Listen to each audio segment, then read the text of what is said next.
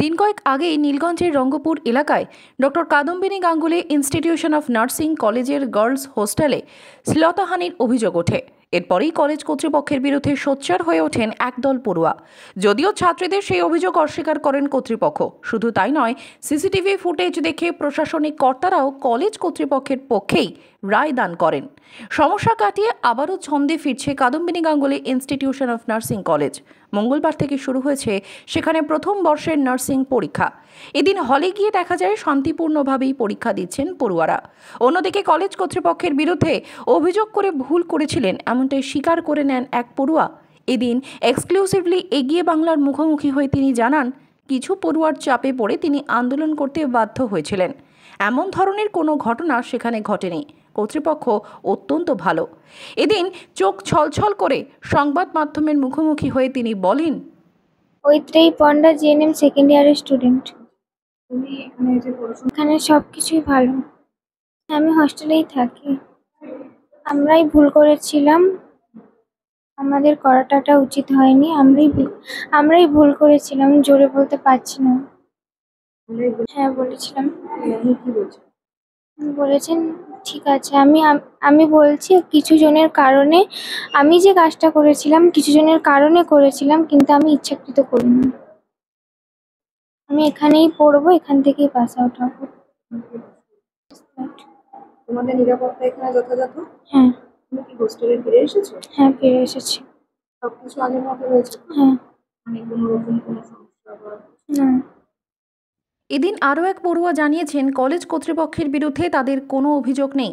উন্নত মানের পরিকাঠামো নিয়ে অধ্যাপক অধ্যাপিকারা তৎপরতার সঙ্গে তাদের পড়াশোনায় উৎসাহ দেন। শুধু তাই নয়, সবসময় চেয়ারম্যান নিজে গোটা বিষয়টি মনিটরিং করেন। সেই পড়ুয়ার কথায়, জিএনএম সেকেন্ড ইয়ার। সেটা তো বলতে পারবো না, কারণ ওটা ওরা জানে, আর আমার সাথে সেরকম কোনো যোগাযোগ হয়নি ওদের। পড়াশোনা নিয়ে স্যাটিসফাইড বলতে কি, টিচাররা যেটুকু হয় সেটুকু ঠিক আছে, কিন্তু মাঝে মাঝে আমাদের এরকমও হয় যে টিচার আসছে, টিচার চলে যাচ্ছে। তো কিছু কিছু সময় যে এই যে টিচার আসছে চলে যাচ্ছে, আমরা তো নতুন টিচারের সাথে মানিয়ে নিতে আমাদেরও প্রবলেম হয়। তো সেইগুলো নিয়ে আমাদের একটু প্রবলেম ছিল। তো এই ঘটনার আগে টিচার মানে ছিল, কিন্তু সেই টিচারগুলো এখন চলে গেছে, আবার নতুন টিচার আসছে, তো আবার আমাদের কিছুটা প্রবলেম হচ্ছে। এরকম অনেক প্রবলেমই চেয়ারম্যান স্যার ডিরেক্টলি না জানলেও স্যার ম্যামদের সাথে আলোচনা করা হয়, ম্যানেজমেন্টের ওপরেও বলা হয়। তোমার নাম? ইয়ালি কোলে। অন্যদিকে এখানে পড়তে আসা পড়ুয়াদের সন্তানের সঙ্গে তুলনা করে ইনস্টিটিউশনের এইচআর পর্ণা ঘোষ বলেন, ওরা একটা ভুল করেছে, সেই ভুল শুধরে নিয়ে ওরা আবার যখন পড়তে ফিরে এসেছে, তখন আমরাও সব কিছু ভুলে ওদেরকে নিয়ে এগিয়ে যেতে চাই। এদিন তিনি আরও বলেন, আমি এটাই বলবো যে আপনারা নিজেরাই ভিজিট করলেন, দেখলেন যে সবকিছু স্মুথলি রান করছে।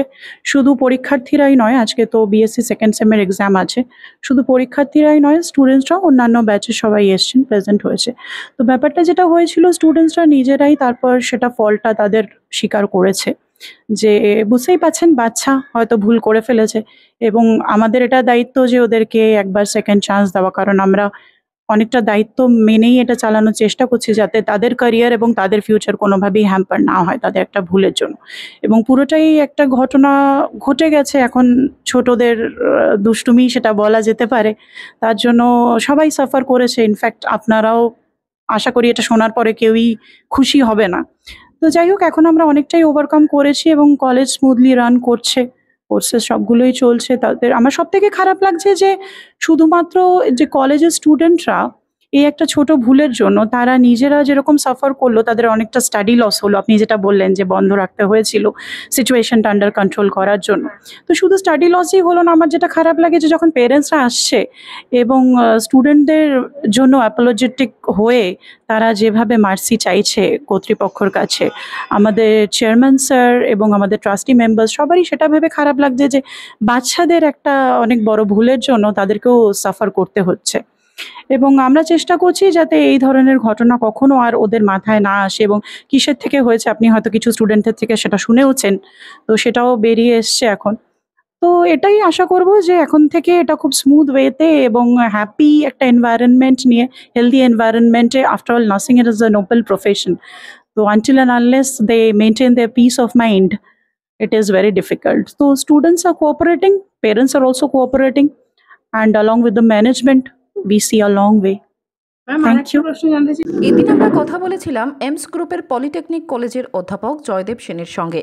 তিনি জানান 10 বছর ধরে তিনি এই ইনস্টিটিউশনের সঙ্গে যুক্ত। কর্তৃপক্ষের সহযোগিতা এবং তাঁদের ব্যবহারে তিনি আপ্লুত। তার কথায়, প্রথমত আমি জয়দেব সেন, আমি ইঞ্জিনিয়ারিং যে পলিটেকনিক কলেজ এমস গ্রুপের তার ফ্যাকাল্টি।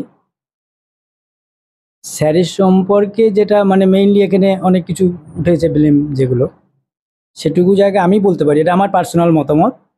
আমি প্রায় 10 বছর এখানে রয়েছি। স্যারের রুমে ঢুকলে স্যার সিগারেট খেলে, স্যার ডিরেক্টর, সেখানে সেই সিগারেটটা কিন্তু তখন পাশে লুকিয়ে রাখতেন।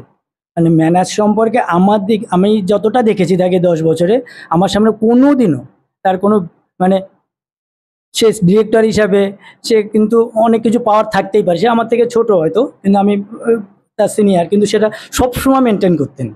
ঠিক আছে, এটা কখনো আমি আমার দিক থেকে দেখিনি।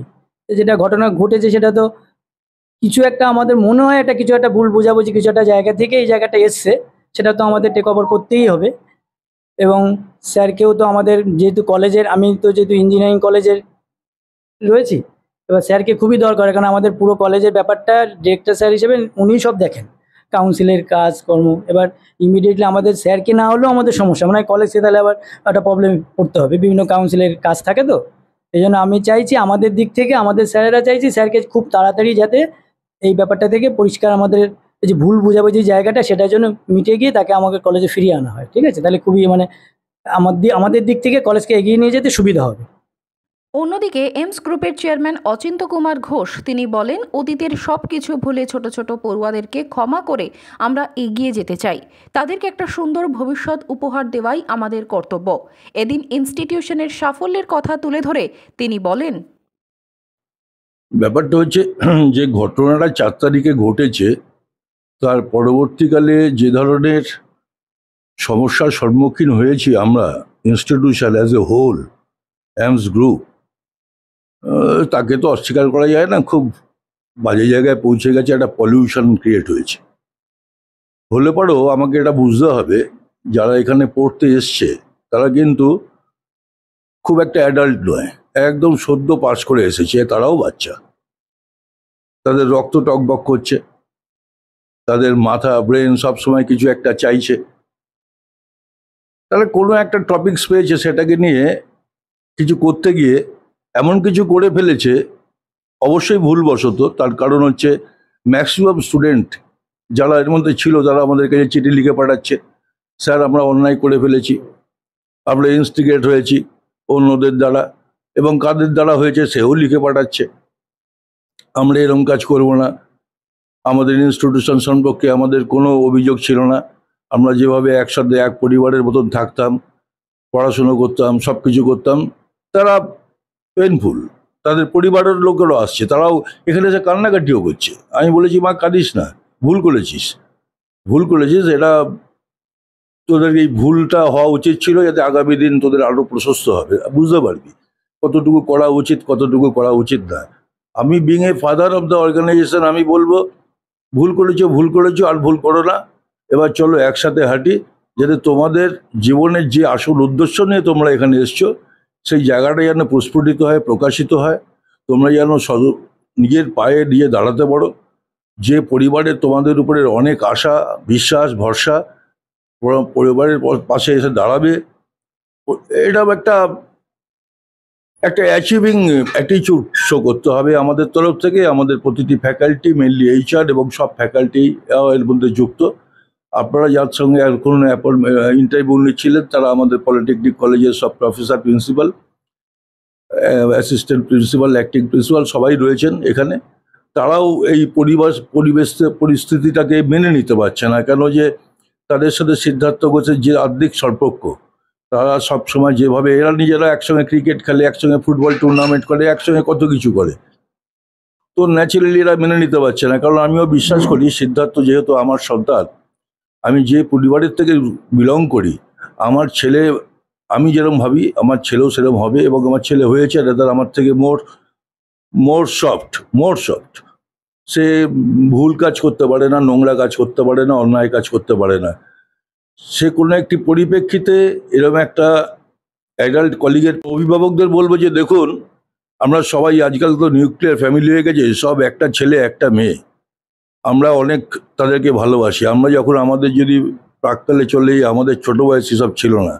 মেয়েকে বা বাচ্চাকে ভালোবাসবেন, এটা স্বাভাবিক। যদি না ভালোবাসেন তাহলে আপনার মধ্যে মনুষ্যকতা, মানসিকতা, মানবিকতা কিছুই তো রইল না। তাহলে সন্তানের জন্ম দিলেন কেন? আর যখন সন্তানের জন্ম দিয়েছেন, সেই সন্তানকে প্রভূত সুস্থ সুন্দরতা দিতে হবে। পড়াশোনা সে কম জানুক, কিন্তু সে যেন শিক্ষিত হয়। শিক্ষার সাথে পড়াশোনার কিন্তু দাম নেই। আপনি যদি দেখেন, বিবেকানন্দকে নিয়ে আমরা এত কিছু বলি, বিবেকানন্দ কিন্তু অনেক কিছু মাস্টার ডিগ্রি করে আসেননি। রামকৃষ্ণ মতন, রামকৃষ্ণ একটা কথামৃত চলে গেছে, উনি স্কুলের গণ্ডি বেরোয়নি। রবীন্দ্রনাথও তাই। অথচ শিক্ষা আমাদের অন্য জিনিস। আমি 4টে ইংরাজি বলতে পারলাম, সেই জন্য আমি শিক্ষিত হয়ে গেলাম, এমন নয়। বেসিক্যালি শিক্ষার আলোয় আলো প্রতিটি বাচ্চার ঘরে ঢোকে, প্রতিটি বাচ্চার হৃদয়ে মননে যেন ঢোকে। যদি শিক্ষা যার মননে আছে, হৃদয়ে আছে, মাথায় আছে, সে কখনো অশিক্ষিত হতে পারে না, বই একটু কম জানলেও। আমি চাই পরিবারের লোকেরা আপনাদের বাচ্চাদেরকে শিক্ষা দিন, সুস্থতা দিন, সুন্দরতা দিন, মানবিকতা বোধ দিন এবং সমাজের সাথে চলতে দিন। সবাই পড়াশোনা করে নেবে, অটোমেটিক পড়াশোনার বাকিটা অটোমেটিক হয়ে যাবে। আমার নাম অচিন্ত কুমার ঘোষ। আমি এই অ্যামস এডুকেশনাল ট্রাস্টের চেয়ারম্যান। অ্যামসের আন্ডারে এখন অ্যামস কলেজ অফ পলিটেকনিক চলছে দীর্ঘ 13 বছর ধরে। Doctor Kadambini Ganguly institute of nursing আর একটা ইনস্টিটিউশন, 2 বছর প্লাস, এবার 3rd ইয়ার রানিং হচ্ছে। আমাদের ইচ্ছা আছে এখানে আমরা একটা বিশাল হসপিটাল তৈরি করব, ল কলেজ তৈরি করব, প্যারামেডিক্যাল নিয়ে আসবো এবং ফার্মাসি নিয়ে আসবো। এবং আশা করছি এটা 2024-2025-এর মধ্যেই আমাদের এই সব স্বপ্ন বাস্তব হবে। এবং সম্পূর্ণ রাস্তা এখান থেকে মেন রোড অবধি যা আছে, আমার সাথে কথা হয়েছে এখানকার লোকজনদের, পঞ্চায়েত লেভেলেও কথা হয়েছে। আমরা নিজের খরচা এটা বাদিয়ে দিয়ে একদম সুন্দর তৈরি করে দেবো। এটা আমাদের একমাত্র লক্ষ্য, এই লক্ষ্যে আমরা এগিয়ে চলেছি। Doctor Kadambini Ganguly institution of nursing কলেজে যে ঘটনা ঘটেছিল তারই পরিপ্রেক্ষিতে একটি অন্তর্তদন্ত তুলে ধরে এগিয়ে বাংলা। আজ আপনারা দেখলেন এগিয়ে বাংলার পর্দায় অন্তর্তদন্তের সেই এক্সক্লুসিভলি প্রথম পর্ব, যেখানে পড়ুয়া থেকে শুরু করে কর্তৃপক্ষ এবং সেখানকার অধ্যাপক অধ্যাপিকারা সকলেই কিন্তু কর্তৃপক্ষের প্রশংসায় পঞ্চমুখ। পরবর্তী পর্বের জন্য চোখ রাখুন এগিয়ে বাংলার পর্দায়।